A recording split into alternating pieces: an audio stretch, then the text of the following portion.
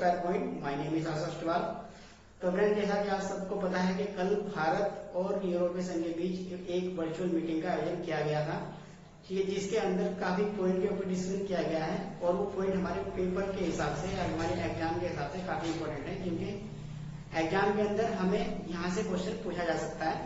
तो आज का लेक्चर जो है वो इसी के ऊपर है, ठीक है। हम इन दोनों इस मीटिंग के अंदर क्या क्या बात दोनों के बीच में हुई, हम सिर्फ उन्हीं पर डिस्कशन करेंगे आज इस लेक्चर के अंदर।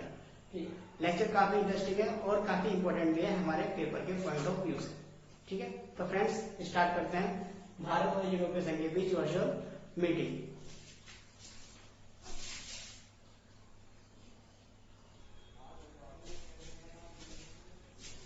तो फ्रेंड्स, ये है वो कुछ पॉइंट, ठीक है। तो स्टार्ट करते हैं। तो देखो, ये जो मीटिंग हुई है ये 15 जुलाई को हुई है 2020 के अंदर, और ये पहले 13 तारीख को होने वाली थी, लेकिन ये किसी कारणवश ये आगे शिफ्ट कर दी गई थी, ठीक है। और ये अब कब हुई है? 15 जुलाई 2020 को मीटिंग का आयोजन किया गया है, ठीक है। और ये कौन सी मीटिंग है, कौन से नंबर की मीटिंग है? 15वें नंबर की मीटिंग है। तो ये 15 वर्चुअल मीटिंग थी जो कल हुई है, ठीक है। इसके अभी इंडिया की ओर से जो इसका प्रतिनिधित्व किसने किया था? जो हमारे देश के पीएम नरेंद्र मोदी जी हैं, उन्होंने इसका हमारे देश की ओर से प्रतिनिधित्व किया था। और यूरोपीय संघ की ओर से किसने किया था?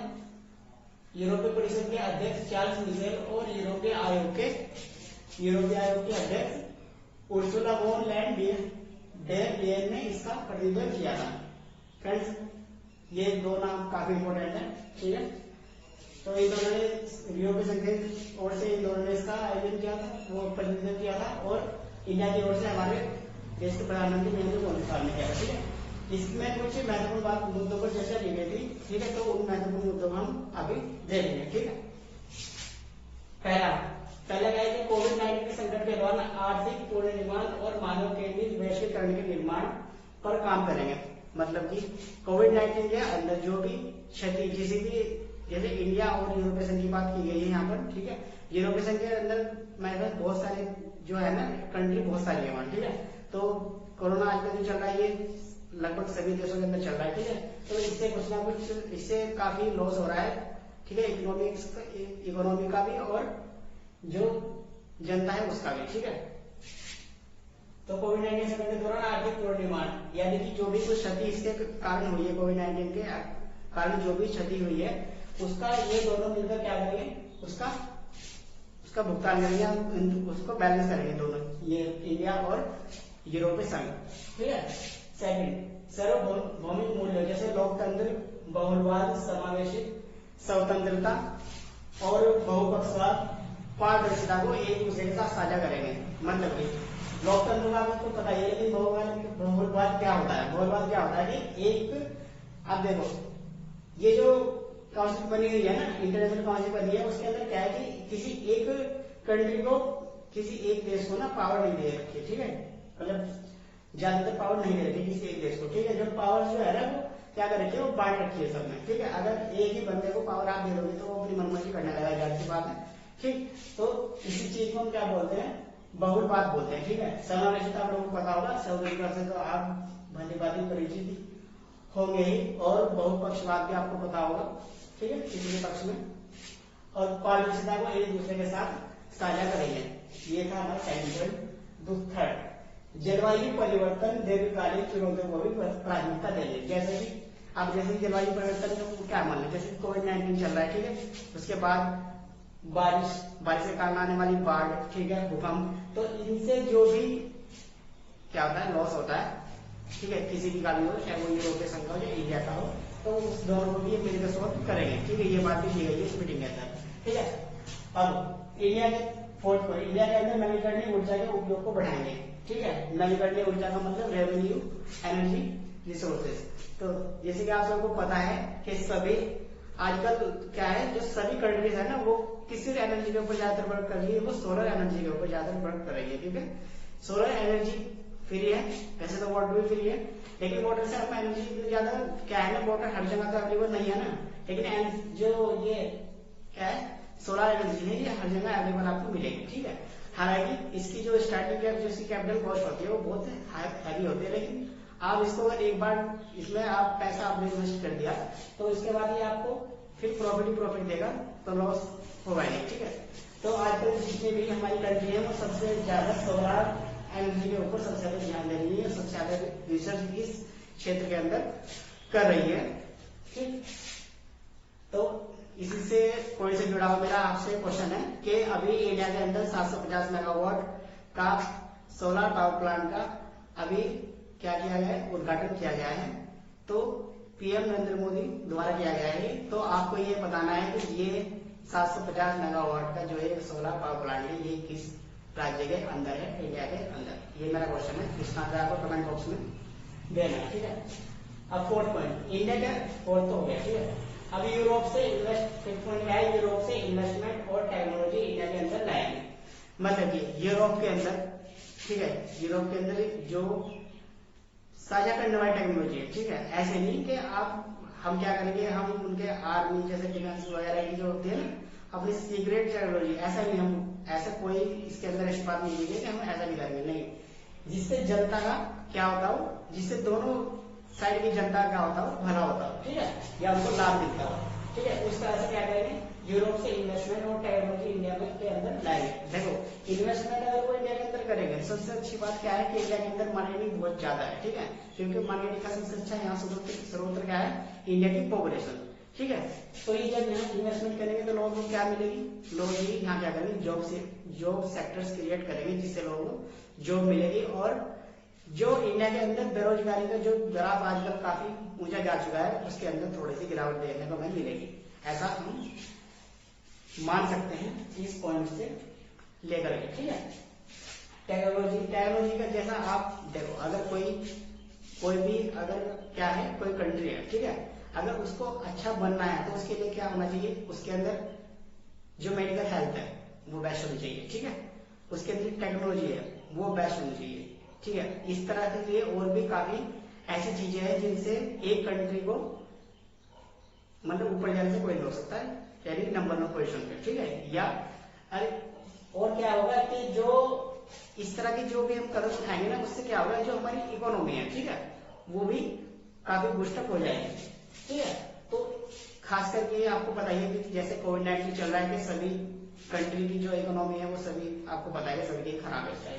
ठीक है, कभी सबकी में गिरावट देखने को मिली है, लेकिन इंडिया में भी ज्यादा बुरा हाल है। ठीक है, तो ये वाला पॉइंट काफी इंपॉर्टेंट है। ठीक है, अगर मैं इसके बारे में डिस्कस करने लग जाऊँ तो कम से कम आधा घंटा इसमें लग जाएगा। ठीक है, लेकिन हमें सिर्फ जो मेन पॉइंट वहां पर डिस्कशन किए गए हैं, हमें सिर्फ उनके ऊपर ही ध्यान देना है। ठीक है, तो ये 5 पॉइंट है। ठीक, और भी हैं भी। ठीक, कम से कम इसके अंदर 7 से 9 पॉइंट है जिसके ऊपर डिस्कशन किया गया है, काफी पॉइंट काफी अच्छे हैं। ठीक है, तो अब इससे आगे की बात करते हैं।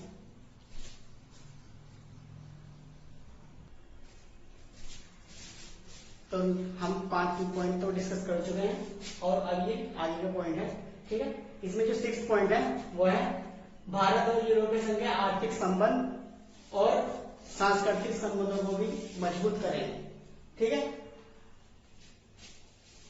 मतलब कि जो वहां के सांस्कृतिक प्रोग्राम होते हैं और जो यहाँ के सांस्कृतिक प्रोग्राम होते हैं, ठीक है, उन संबंधों को भी वो आपस में क्या करेंगे, बढ़ाएंगे। ठीक है, इसी बीच में ना ये काफी इंपोर्टेंट पॉइंट है, इसी बीच भारत और यूरोपीय संघ ने सिविल न्यूक्लियर कोऑपरेशन एग्रीमेंट को सील कर दिया है। ठीक है, एक सिविल न्यूक्लियर कोऑपरेशन था, ठीक है, इसको सील कर दिया गया है। ठीक है, इसके अंदर देखो जैसे कि चाइना आजकल आपको पता ही है, सबको परेशान कर रखा है उसने, तो उसको भी कंट्रोल करने की बात की गई है इसके अंदर, इस मीटिंग के अंदर। ठीक है, इसमें ट्रेड, इन्वेस्टमेंट और डिफेंस सहित कई क्षेत्रों में संबंधों को बढ़ाएंगे। ठीक है, मतलब कि इन्वेस्टमेंट को मैं आपको पहले क्लियर कर चुका हूँ। ठीक है, ट्रेड का मतलब क्या है कि वो क्या करेंगे, यहाँ पर अपनी चीजों का बेचेंगे, आदान प्रदान करेंगे। ठीक है, और डिफेंस का मतलब क्या है, सबको पता है आपको डिफेंस का मतलब क्या है, लेकिन क्या करेंगे वहां से हम क्या करेंगे, जो डिफेंस के जो अंतर्गत जो भी चीजें आती हैं,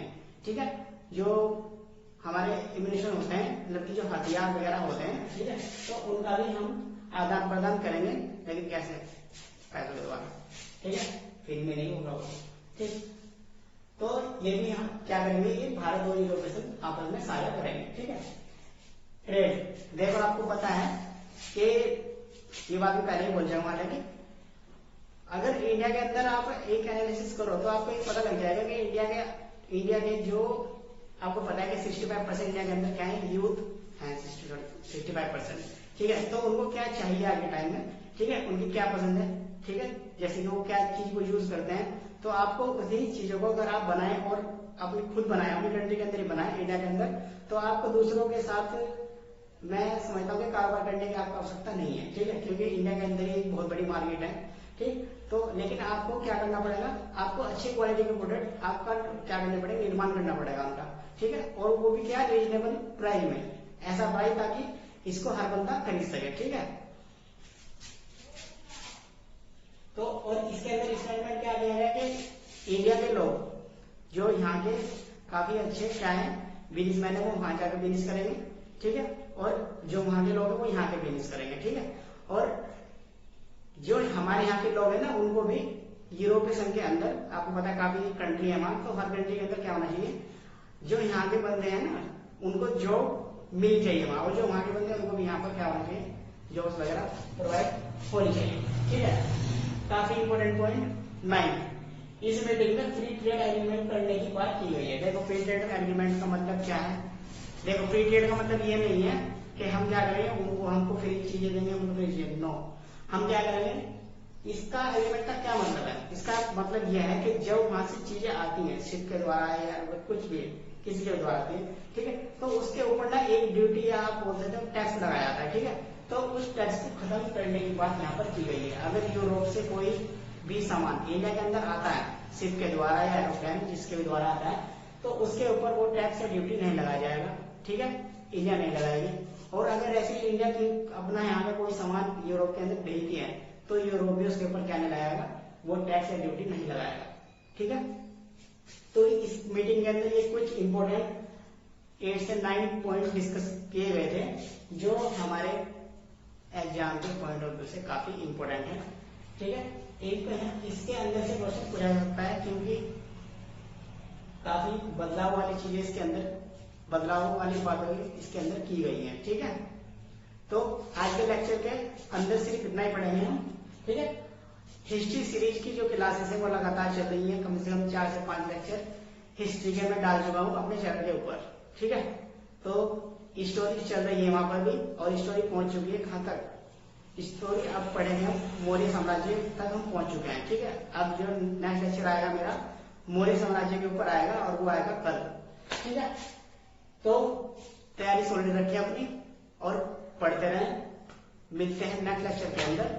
थैंक यू वेरी मच।